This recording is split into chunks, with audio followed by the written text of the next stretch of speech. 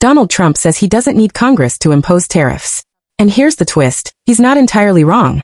Thanks to decades of trade laws passed by Congress, presidents have broad authority to act unilaterally on tariffs under certain conditions.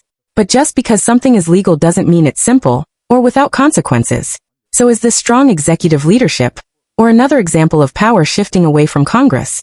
Let's break down what's true, what's misleading, and why it matters. President Donald Trump declared Monday he, quote, does not have to go back to Congress to get approval of tariffs after the Supreme Court struck down his previous tariff policy, a statement that's true but misleading, as Trump would need Congress's help to fully re-implement his old policy, though he can impose new tariffs under other existing laws. Despite a court ruling, the president has maintained his assertion of broad authority over tariffs.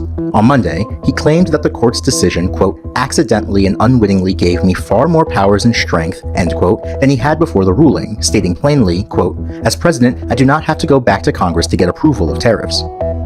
In actuality, the court's ruling reiterated Congress has the ultimate authority over tariffs, with Chief Justice John Roberts writing for the court, quote, the president must point to clear congressional authorization to justify his extraordinary assertion of the power to impose tariffs. That being said, Congress has already given presidents the ability to enact tariffs without needing further approval in several limited scenarios, with statutes allowing tariffs in cases like fixing balance of payment issues, protecting national security, and retaliating against unfair trade practices. Trump has already announced 15% global tariffs under one of those existing statutes, Section 122 of the Trade Act of 1974, and could impose new tariffs against specific industries or countries under other laws, which trade experts have said would allow him to reenact the bulk of his previous tariff policy that got struck down.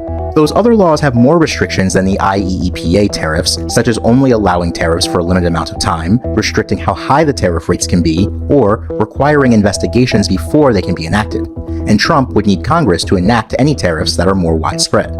Despite suggestions from House Speaker Mike Johnson that Congress and the administration would find a best path forward on tariffs, new legislation to codify or expand Trump's tariff power is unlikely to pass. Some Republicans disapprove of Trump's tariff policy, making passage difficult given their narrow majorities. Democrats plan to campaign on the harmful impacts of the tariffs, which are already broadly unpopular with Americans, suggesting Republicans will avoid spotlighting the issue before the November midterms.